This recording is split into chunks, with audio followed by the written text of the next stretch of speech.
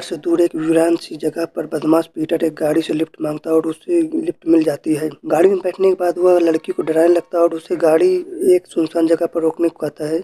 बेचारी डरी हुई लड़की उसकी बात मान लेती, जिसके बाद पीटर उसे बदतमीजी करने लगता है। वह लड़की से काफी डरा धमका कर निश्चिंत हो गया था, लेकिन मौका मिलते ही लड़की पीटर पर वार कर देती है और उसे मार देती है। इस खूबसूरत लड़की का नाम मंगोलिया था। पीटर की तलाश में वह पीटर की लाश को एक बड़े से बैग में डालकर अपनी गाड़ी में रखती है। वैसे वह खूबसूरत थी मंगोलिया। वह अपने शहर की तरफ तेजी से बढ़ रही थी। थोड़ी ही देर बाद वह एक घर के बाहर गाड़ी और तभी अंदर से आंट ली आकर कहती है, तुम कहाँ आ गई मंगोलिया? मैं तुम्हारा कब से इंतजार कर रही थी, कहाँ गई थी? तभी मंगोलिया कहती है कि एक आदमी ने मेरे साथ बदतमीज करने की कोशिश की, लेकिन मैंने उसे अच्छा सबक सिखाया। इतना कहकर वो अंदर चली जाती है, जिसके बाद आंटली अपने नौकर टहरी को बुलाते हैं। मोटे दिमाग का टहरी आंटली की हर बात मानता और समझता था। वह गाड़ी को घर के गैराज में और पीटर की लाश को तहखाने में फेंक देता है। शहर के दूसरे हिस्से में इस खूबसूरत सी लड़की का नाम फना है। वो होटल्स में मीट डिलीवरी का काम करती थी। अब वह होटल के मालिक से कहती है, मुझे उम्मीद है कि हमेशा की तरह आंटली का मीट आपको पसंद आएगा। इसके बाद वह अपने घर की तरफ जा रही थी। उससे भी रास्ते में एक लड़का लिफ्ट मांगता है। फना उसे लिफ्ट दे देती है और इस लड़के का नाम बाप था। बाप उसे बताता है कि मैं अगले शहर जा रहा था, लेकिन मेरी गाड़ी खराब हो गई है। आज मैं इस रात यहीं पर बिताकर कल आगे बढ़ूंगा। लेकिन फना उसे अपने घर चलने को कहती, जिसे बाप मना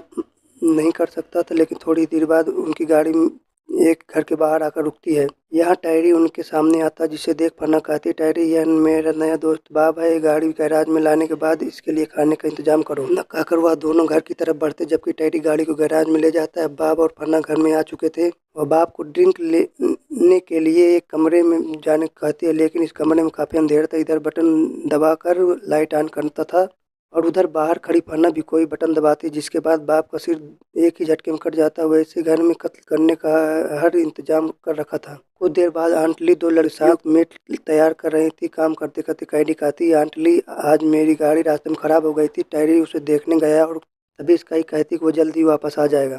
लेकिन आंटली कहती है, जब तक वह वापस नहीं आता है तुम दोनों को ही घर का काम करना पड़ेगा। अब जाओ, जाकर पहले मीट का इंतजाम करो, हमें कल तक कई डिलीवरी करनी है। इसके बाद दोनों लड़कियां मीट का इंतजाम करने के लिए बाहर आती हैं।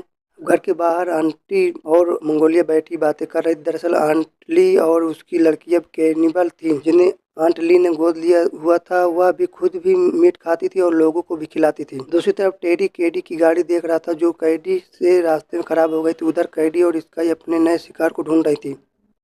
अब एक गाड़ी तेजी से आगे बढ़ रही थी, जिससे एक बैंड के 4 लड़के थे। दोनों लड़कियों की नज़र इस गाड़ी पर पड़ती है और दोनों गोलियां चलाकर गाड़ी के टायर में धमाका करती है। बैंड वाले लड़के किसी तरह गाड़ी को एक जगह पर रोकते हैं। अब अपने बचपन की टी शर्ट पहनने वाला जान कहता, सुनो दोस्तों, अभी मजा आएगा। यह सुनसान जगह पर हम अपनी धुन तैयार कर सकते हैं। तभी उनके पास कैडी और स्काई आ जाती, जिनकी खूबसूरती देखकर चारों लड़के दंग रह जाते हैं। फिर वह दोनों लड़कियां उन्हें अपने घर चलने के लिए कहती, जिसके लड़के बड़े आराम से मान लेते हैं। अब चारों लड़के आंटली के घर में आते हैं। लड़कों की खुशी खुशी स्वागत करती है। दूसरी तरफ टैरी किसी तरह कैडी गाड़ी को मैकेनिक के पास ले गया था।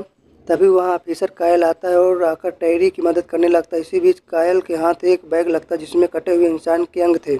उधर आंटली खाने के लिए मीट तैयार कर रही थी। उसने जल्दी मीट तैयार कर लिया था, जिसे अब सब बहुत खुशी से खाते हैं। मोलिया और डाक आपस में बात कर रहे थे।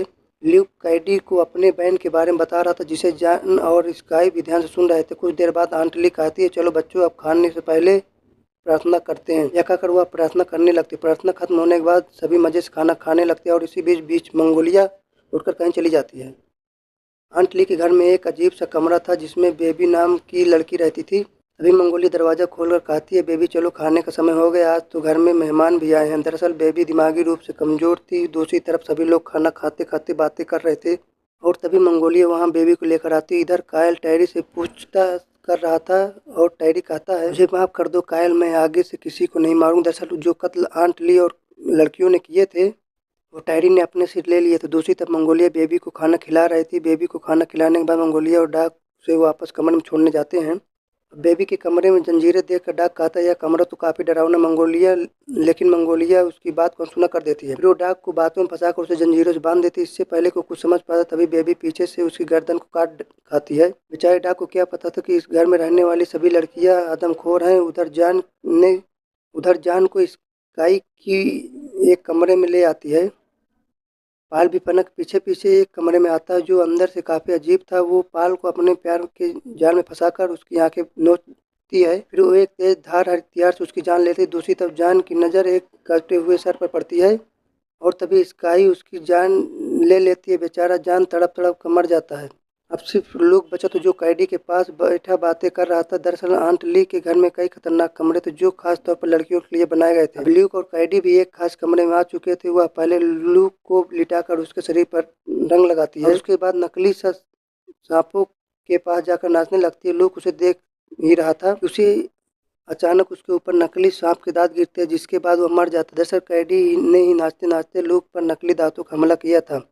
अब आंट ली और लड़कियों के पास बहुत सारा मीट था। अब सभी मीट देखकर बहुत खुश थी।